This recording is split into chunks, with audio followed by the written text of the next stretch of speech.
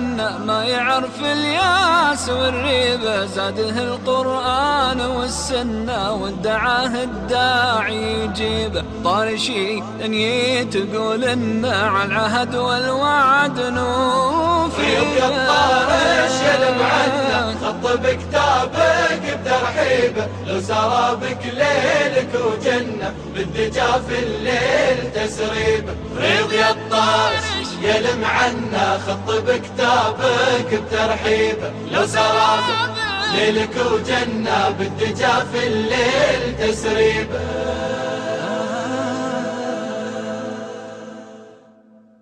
Assalamu alaikum, урматтуу мусулман бир туугандар. Аманат Мурас телебериш кайрадан түз эфир аркылуу сиздер көрүп жаткан Стар телеканалында. Кайрадан биздин берүүбүздү баштайбыз. Мына сиздерге багытынан адашкан бара турган жерин таппайт деп бабаларыбыз бекеринен айтпаса керек. Мына ушул багытты тууралап бизге көрсөтүүчү бизде устазыбыз Назарбеков Илязбек Максутович устазыбыз. Анда эмесе устаз бүгүнкү күндөгү маегибизди уласак. Аузу биллахи минеш шайтанир раджим. Бисмиллахир рахманир рахим. Biz өткөн өмүрүбүздө адамзаттын тарыхынан баштап анан кийин иблистин, азыркы жиндердин, шайтандардын, кара күчтөрдүн, бузукулардын баарынын аталышы шайтан дегенге келип такалат. Ошол шайтандын, жиндердин, бузукулардын атасы иблис. Ошол бейиштен куйруп чыгып калганын Аллах Тааладан көрүп, адам атабыздан көрүп, өкүнүүнү чыгам деп айтып берген.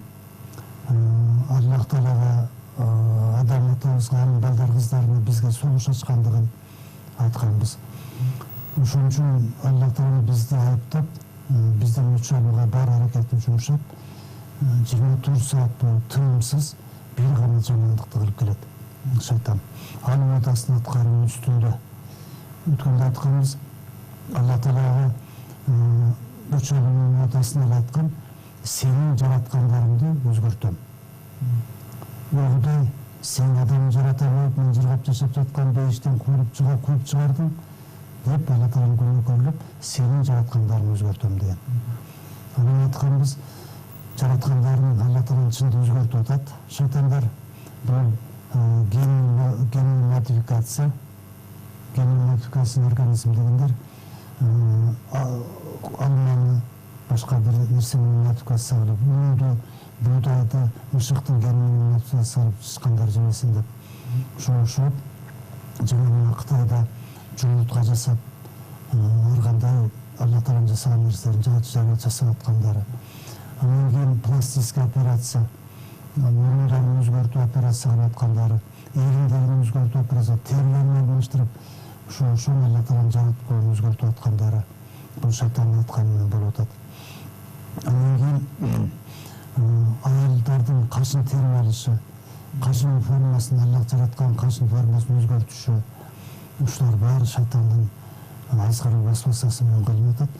Ушулардын көпчүлүгүн карасаңыз, гримал, пластическая операция, жалаң эң батыш өлкөлөрдө жасап атат да. Мисалы, мусулман өлкөлөрдө, Саудияда эч кандай гримал жок, же операция кылып мурдун өзүн өзгөртпөйт.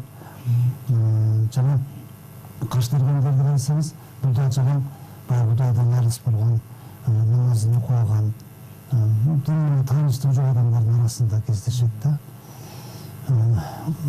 Салыштырмалуу көпчүлүк ошол адамдардын арасында. Бирок кээ бир мусулмандардын арасында да кашын терилгендер бар. Аларга буга жетелек болуш керек.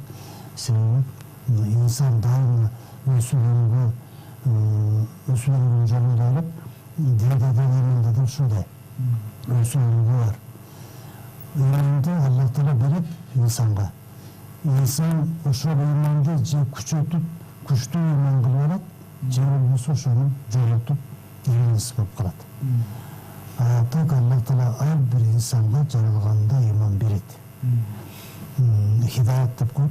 Хидаят түз жолго баштоо, жакшылыкка баштоо. Ошол сезимди Аллах Таала берет.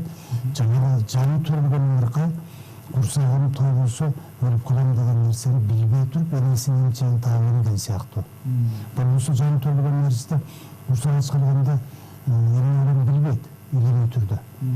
Бирок ошол хидаятын Алла Тааланын хидаятынан эмесин эмчегин таап эмет.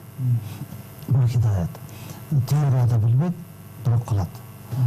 Анан кийин көздүн көрүп турушу, акыл эстин иштеши. Мисалы бир мында таякты суунун астына салсаңыз, ал таяк сизге сынып көрүнөт. Сынып үзүк сынып көрүнөт. Бирок сиздин акылыңызга ишенбейт. Акыл айтат, бул бүтүн таяк суунун алдында жөндөмү ушунда көрүнүп атат деп, акылыңыз ага тек жетип турат. Бул да Алла Тааланын берген иманат, акылдын күчтүүлүгү. Жана элестетүү менен акыл ортосунда айырмы Алла Таала берген керемет. Элестетүү, мисалы эшик такылдап калса, сиздин элестетүүңүз дароо аракет кыла баштайт. Ким экен бул? Аялбы, эркекпи, чоңбу киши кандай экен деп. Бирок эшиктин бер жагына баргандыктан ал элестетүү ары күчү жетпей токтоп калат. Ал эми акыл дагы өзүнүн күчүн жоготпой толук туура ой жүгүртүп барат. Акыл айтат, бул инсан дейт. Бул ой эмес, ит эмес. Же башка нерсе эмес, бул инсан деп акыл өзүнүн так жыйынтыгын ошол жерден да чыгарат. Демек Алла Таала берген акыл, хидаят, булар ар бир инсанда жаратылган. Ошол иманды инсан күнүгө Алла Тааланын сыйынуу менен, күнүгө ушу диний китептерди окуу, диний адамдар менен байырлашуу, жакшылыктарды ойлонуу, Алла Тааланын эртең менен кеч Аллах буйргандай, буйрук кылгандай эстөө, атайын сөздөрү менен отуруп алып эстөө, ушулардын баары имандын өсүшүнө себеп болот.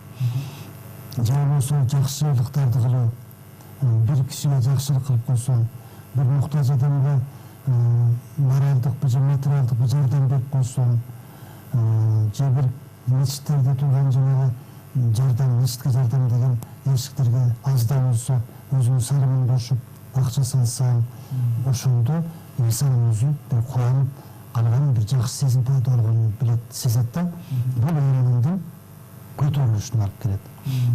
Анан кийин бузуку кинолорду көрүп, бузук адамдар менен сүйлөшүп, жана көп бузукуларды аралашып жүрө берсе, иманы пасайып, жанагы дин боюнча иманды тренировка, баягы спортсмендер айткандай, тренировка кылып тургандай, динде иманда тренировка кылып турбаса, ал жогоп кетет.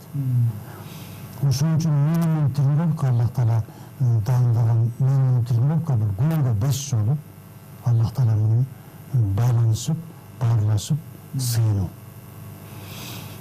Кээде ушу күнүгө 5 жолу Алла Таала менен сыйынып, баарлашып ушинтип барса, ал ыклас менен болсо, чын ыклас менен, Алла Тааланын ыраазылыгы үчүн деп, Алла үчүн деп, анда ошол адам барып ошол намаздан рахат алат. Кадимкидей рахат алып, жаны жыргап, укмушта кубанычтуу сезимдерди баштан өткөрөт. Жаныңызга келип туруп, Аллах бар деп колун көтөргөндөн баштап, эки жакка салам берип намаздан чыкканда чейин бир өзүнчө бир бүткүл жазуучулар келип алып сүрөттөп айтып берсе да, сүрөттөп албай турган бир жырган сезимди өзүн сезет. Ошон үчүн алымдар, такыбалар айткан экен. Биздин Кудайга болгон сыйынууда, ибадаттагы татып аткан жыргалыбызды бийликтегилер билбейт да деген. Эгер бийликтегилер билгенде тартып алабыз дешмек, аракет кылмак деген да. Демек, бул үчүн биз мына бир жумада бирден жолугуш туралы туугандарыбыз менен, көрүүчүлөрүбүз менен дегендей, ар бир ушундай регулярдуу түрдө ушундай тренировка керек. Биздин ниетибиз биринчи Алланын ыраазылыгы, экинчи мына ушул иманды бекемдеп туруу. Эми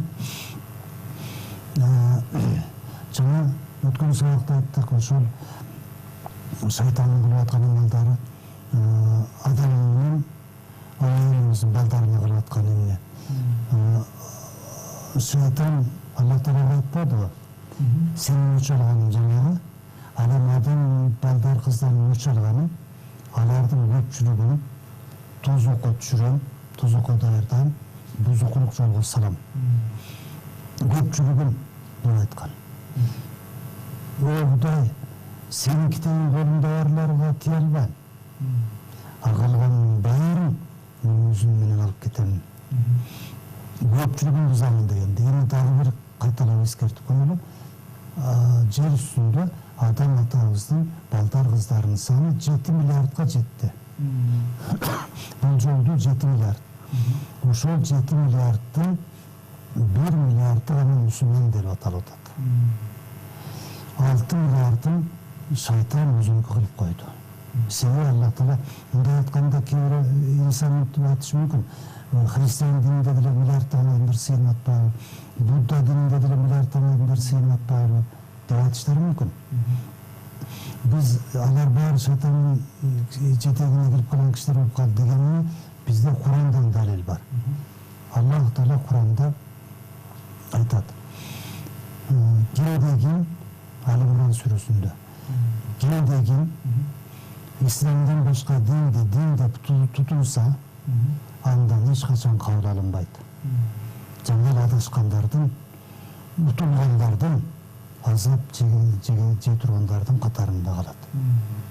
Демек ким Аллах жаратканым деп, Мухаммад анын элчиси деп, ислам диним деп кабыл алса, ошол шайтандын партиясы эмес, Аллахтын партиясы. Демек, ислам диним Аллах жаратканым, жана сыйынуучу затым Мухаммад анын элчиси деген 1 миллиард. Анын ичинде дагы ошол 1 миллиардка аты мусулманча болуп калган үчүн же улутуна карап кирип калгандар да бар.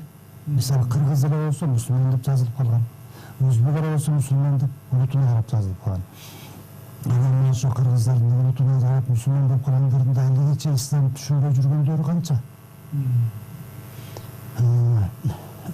Ислам жөнөкөй эле фарздар, жөнөкөй эле маселелерин али билбей жүргөндөр. Али иликтен өтүп калгандар, арак харам турбайбы деп жүргөндөр. Арак ичкен Алланын каргышына карап турбайбы дегендер канча болуп атат. Же болбосо бисмилла деп тамак жеп, алхамдулилла деп тамакты бүтүрүп, жеген бүтүрүп жүргөндөр. Өлгөндөн кийин тирилгенди ким көрүп келиптир? Өлгөндөн тирилген барбы жокпу деп жүргөндөр канча? Өлгөндөн тирилесин билбесиңби, тирилесин мени эч ким билбейт. Андан көрө ушул дүйнөдө жүрөп жашап кал, ойноп кал, булдоп кал дегендер канча? Мына ушулардын чыгарып отурсак, жана 1 миллиарддын ичинде дагы миллиондоп, 100 миллиондоп адам калышы мүмкүн. Аллах Тааланын жолунда туз бараткандар. Калганы баары Аллах Тааланын жолунан кетти, шайтан алып кетти. Мына дагы шайтан ибадасын аткарды. Ошон үчүн Аллах Таала бизге Куранда 88 жерде шайтан деген сөздү өзгө алып, отуруп кайта эскертет. Ар бир жумушумду, ар бир ишимди баарын аузу биллахи минаш шайтани ражим деп баштаган дейт. Бул сөздүн котормосу каргышка калган шайтандан Аллах менен сактанам деген сөз. Аллах Тааладан шайтандан сакта деп жардам суроо. Жана бирөөнүн барып калганда ити асылганда итиңи тос деген, итиңи тос деген сөз бул иттен коргону. Ал шайтандан коргону аузу биллахи минаш шайтани ражим. Андан кийин улуу сөз бар бисмиллахир-рахманир-рахим. Чексиз мээримдүү ырайымдуу Аллахтын аты менен деген. Андан улуу сөз бар ла илаха иллаллах Мухаммадур Расулуллах. Аллахтан башка сыйыныр татыктуу зат жок. Мухаммад анын элчиси. Бул келменин аты калима тайба, жакшы сөз деп аталат.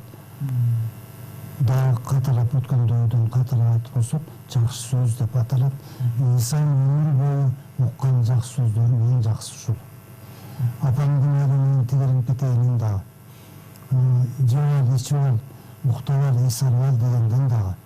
Баарынын гулам эмне жакшы сөздөрдү укса ошонун баарынын ичинен эң жакшы сөз ушул дейт Аллах Таала. Себеби ушул сөз сени тозоктун отунан сактайт.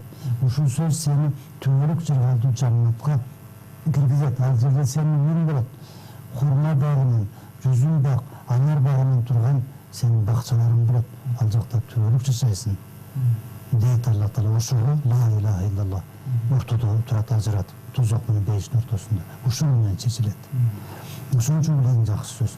Эми ушундай эң жакшы сөздүн алдында Бисмилла деген ең улуу сөздің алдында Ауду биллахи минеш шайтанир раджимди айтышың керек болуп атат.